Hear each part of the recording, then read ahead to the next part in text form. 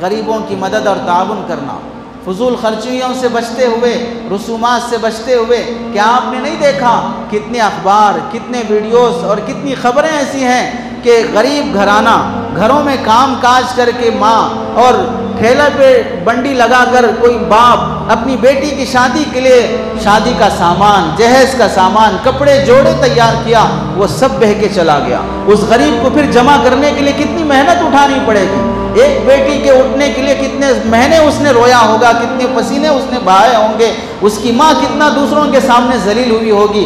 Auto چلانے والے، رکشہ چلانے والے، جن کے آٹو رکشہ، جن کی محنت پر ان کے گھر کے 4 بچے پل رہے تھے، ان غریب بچوں کا کیا ہوگا، ان غریب لڑکیوں کا کیا ہوگا، ان بوڑھے ماں باپ کا کیا سہارا ہوگا۔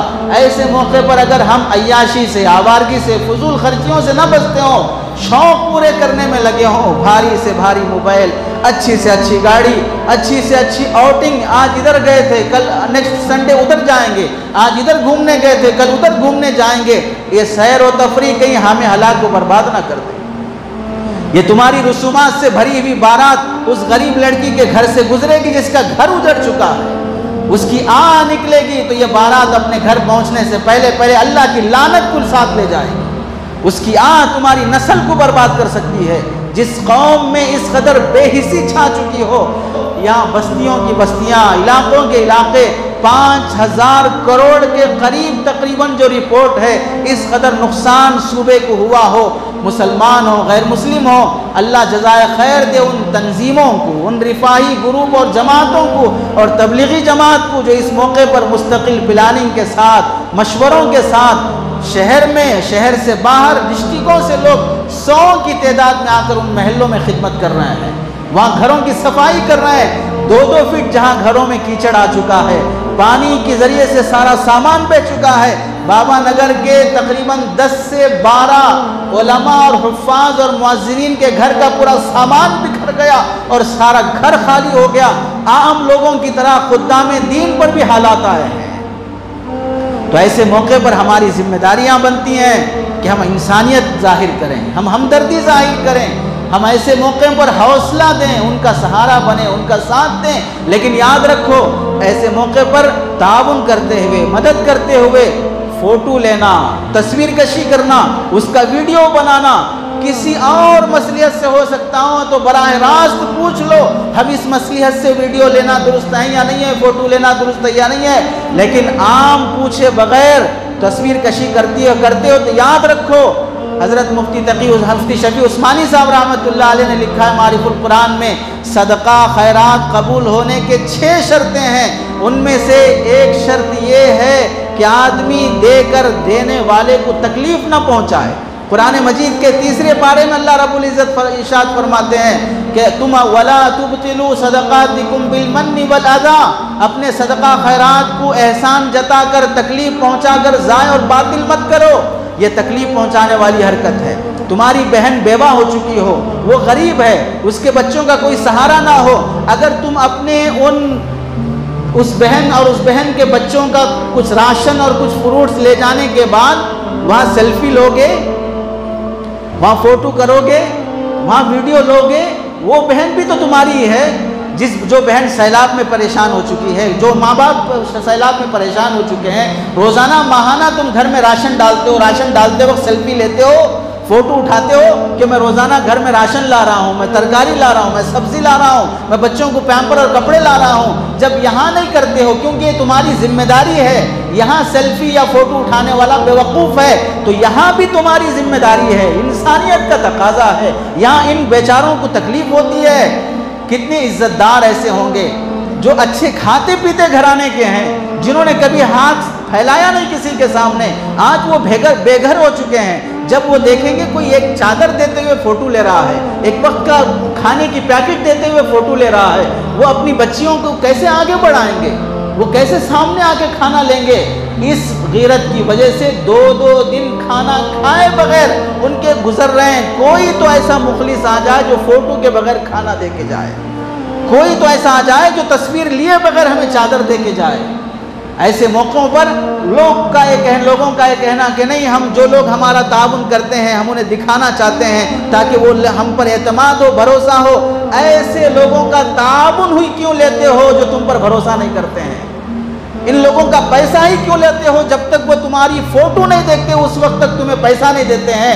ایسے گرے ہوئے لوگوں کا پیسہ کیوں قبول کرتے ہو؟ یا ایسے لوگوں کی خاطر تم اتنا کیوں گر جاتے ہو کہ تمہاری محنت کا ثواب تمہیں نہ ملے، تمہاری محنتوں کا اجر تمہیں نہ ملے، تمہارے محنتوں کا ثواب ضائع ہو جائے؟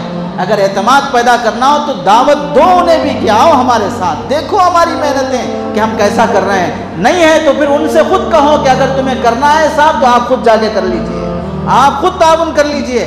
آپ کو دکھانے کے لیے میں کسی بوڑھے ماں باپ کا دل نہیں دکھا سکتا ہوں، آپ کو فوٹو دکھانے کے لیے میں کسی غریب بہن کی عزت نہیں اچھال سکتا ہوں، میں اتنا بے غیرت نہیں ہوں کہ تھوڑا بہت دیتے ہوئے اس کی تصویر کو پورے واٹس ایپوں میں پھیلا دوں۔ اس کے رشتے کا کیا ہوگا؟ اس کا کوئی بھائی باہر ہو تو اس کا کیا ہوگا؟ اس کا کوئی باپ باہر ہو تو اس کا کیا ہوگا؟ اس واسطے تصویر کشی سے بچنے کا اہتمام خلوص کے ساتھ دے دو۔ زین العابدین رحمت اللہ علیہ 200 گھرانوں کا راشن ہر مہینہ پابندی سے پہنچاتے تھے۔ غسال، جنازہ کا غسل دینے والا، میت کو غسل دیتے وقت پیٹھ پر کولی مزدوری کرنے والے کی طرح ان کے جسم پہ گٹھے دیکھا، تب انہیں پتا چلا کہ رات کے اندھیرے میں کسی کو پتا نہیں چلتا تھا، 200 گھروں کا راشن پہنچ جاتا تھا۔ انتقال کے بعد 200 گھروں سے آواز نکلی کہ ہماری مدد کرنے والا کہاں چلا گیا، پتا تک نہیں چلا ہے۔ یہ وہ موقع ہوتے ہیں جس میں اللہ کو پانا ہوتا ہے۔ حدیث میں آتا ہے کہ اللہ رب العزت بندے سے کل قیامت میں فرمائیں گے کہ دیکھو میں بیمار تھا تو نے میری عیادت نہیں کی، میں بھوکا تھا تو نے کھانا نہیں کھلایا، میں پیاسا تھا تو نے نہیں پلایا۔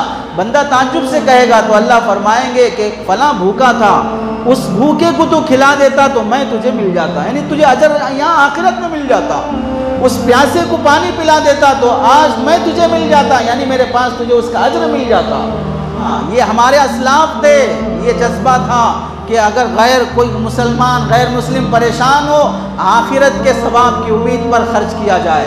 یہاں نام و نمود کی خاطر نہیں، پبلک کے لیے کرو، پبلک سٹی کے لیے مت کرو، قوم کی خاطر کرو، قوم کے دکھاوے کی خاطر مت کرو، عزت کا سودا کرتے ہوئے ان کی عزتیں اچھالتے ہوئے مت کرو، آخرت میں اس کا کوئی اجر نہیں ملے گا۔ اور ایسے موقع پر آخری پیغام یہ ہے، صبر کریں۔ وہ بندے جو مصیبت میں ہیں، سیلاب میں ہیں، جن کے گھر اجڑ گئے، ان سے درخواست ہے صبر سے کام لو، شکر سے کام لو۔ ایک گھر میں چور آیا، چوری کر کے سامان لے گیا، بزرگ کے پاس آ کر مرید شکایت کرنے لگا کہ شیخ میرا سارا سامان چوری ہو گیا۔ تو شیخ نے کہا کہ شکر کر، چور گھر میں آ کے سامان چرایا ہے، شیطان دل میں آ کے ایمان نہیں چرایا ہے۔ اب بھی تیرا ایمان محفوظ ہے، اس پر تو اللہ کا شکر ادا کر۔ اگر ایسے فتنے میں مبتلا ہو جاتا کہ تیرا ایمان خطرے میں پڑ جاتا تو اس فتنے سے بڑا فتنہ تھا، اس فتنے سے بڑا فتنہ تھا۔ امام اوزاعی رحمت اللہ علیہ نے سیر اعلام النبلاء میں لکھا ہوا ہے، سمندر کے کنارے ایک جھوپڑی میں ہاتھ کٹا ہوا، پیر کٹا ہوا، آنکھوں سے معذور، کانوں سے معذور ایک لاش کی شکل کا انسان پڑا ہوا ہے۔ اس کے قریب گئے تو اس کی زبان سے نکل رہا تھا، اللہم اوزعنی ان احمدک حمدا کافیا، اے اللہ مجھے توفیق دے میں تیرا پورا شکر ادا کروں، اے اللہ تو مجھے توفیق دے میں تیری کما حق و تعریف کروں۔ اور پھر اس کے بعد وہ تعریف اور شکر کے جملے کہہ رہا ہے۔ میں نے پوچھا کہ کس بات پہ شکر ہے؟ نہ ہاتھ سلامت، نہ پیر سلامت، نہ آنکھیں دکھ رہی ہیں، نہ کانوں سے سنائی دے رہا ہے، بہت ہلکا سنتا ہے، نہ کوئی سہارا ہے، کس بات پہ تیرا شکر ہے؟ تو کہنے لگا کیا تم نہیں دیکھتے اللہ یہ سب کچھ تو لیا ہے لیکن مجھے ایسا نہیں کیا، آسمان سے آگ برسا کر مجھے جلا دیتا تو پھر میں کیا کر سکتا تھا؟ وہ تو بارش کے پانی سے سیلاب میں مبتلا کیا ہے، اگر وہ آگ برسا کے مار دیتا تو میں کیا کر سکتا تھا؟ اس نے بچا لیا، اس پہ شکر ادا کر رہا ہوں۔ اور پھر کہنے لگا میرا ایک بیٹا تھا، وضو کراتا تھا، کھلاتا تھا، نماز پڑھاتا تھا، وہ نظر نہیں آ رہا ہے، تھوڑا تلاش کر لو۔ میں تلاش کے لیے باہر نکلا، دیکھا چند فاصلے پر اس بچے کو بھیڑیوں نے چیر پھاڑ کر اس کی لاش کے چیتڑے اڑا دیے ہیں، شکل سے بھی پہچانا نہیں جا رہا ہے۔ कैसे इस बूढ़े बाप को बेटे की मौत की खबर सुनाऊं। लेकिन फिर भी हिम्मत करके आया। तो मेरे बोलने से पहले वो बोलने लगा, तुम मेरे साथी थे, अभी यहीं से गए मेरे बच्चे को तलाश करने के लिए। तुमने सुना अय्यूब अलैहिस्सलाम को अल्लाह ने कैसे आजमाया था? तुमने सुना फलां सहाबी को और फलां रसूल को अल्लाह ने कैसे आजमाया था? अगर हमारी औलाद चली जाती है तो हमें उससे क्या तकलीफ़ है? मैंने बच्चे का मंजर सुनाया तो बाप की ज़बान से निकला, ऐ अल्लाह तेरा शुक्र है मेरा बच्चा भेड़ियों का लुक़मा बना है लेकिन तेरा नाफरमान नहीं बना है। तेरा शुक्र है मेरी नस्ल से तेरा नाफरमान पैदा नहीं हुआ, तेरे गुस्से को भड़काने वाला पैदा नहीं हुआ। और अपनी बेटे की मौत की खबर सुनकर एक लंबी आह निकाली और इंतकाल हो गया। मैं उसके जनाजे की तैयारी करने लगा। इतने में 2-4 बंदे वहाँ खीमे के पास पहुँच गए और मुझसे पूछने लगे कौन है। मैंने चेहरे से कपड़ा हटाया, चेहरा देखकर आंखों से आंसू और चीखें निकल गई। उसे लिपट के रोने लगे, बोसा देने लगे। मैंने ताज्जुब से पूछा ये कौन शख्स है? तो उन लोगों ने कहा ये अबू क़लाबा ख़िज़ाई रहमतुल्लाहि अलैह, जो हज़रत इब्न अब्बास रज़ी अल्लाह तआला सहाबी रसूल के शागिर्द हैं, ताबई हैं। और ये बड़े नेक, बड़े मुत्तकी, बड़े परहेज़गार, जिनका हमारे इलाके में रहना ही लोगों के लिए मुसीबतों से छुटकारे का ज़रिया था। इतना शुक्रगुजार इंसान हमने कभी नहीं देखा है। हालात परेशानियाँ बड़े बड़े इंसानों पे आते हैं। अल्लाह की सुन्नत है आज़माना। तो आज कभी मुसीबत है तो कल राहत रहेगी, कभी रात है तो कभी दिन रहेगा, कभी बीमारी है तो कभी सेहत रहेगी। ये हालात आते जाते रहते हैं। असबाब राहत ख़त्म हो चुके हैं, घर लुट गया है, सामान लुट गए हैं, लेकिन असबाब रज़ा को लुटने ना दिया जाए। नाशुक्री के, बेसब्री में ऐसे जुमले ना निकाले जाएं जिससे अल्लाह नाराज़ हो जाए। इस वास्ते उन मुसीबत ज़दा लोगों से दरख्वास्त है इस हालत में भी शुक्र अदा किया जाए, सब्र से काम लिया जाए, तौबा तिल्ला किया जाए। अल्लाह ताला जो मुक़द्दर का है वो मिल के रहेगा। कब मिलेगा, कहाँ मिलेगा, कैसे मिलेगा, मेरा रब बेहतर जानता है, मेरा अल्लाह बेहतर जानता है। जो मिलना है वो मिल के रहेगा।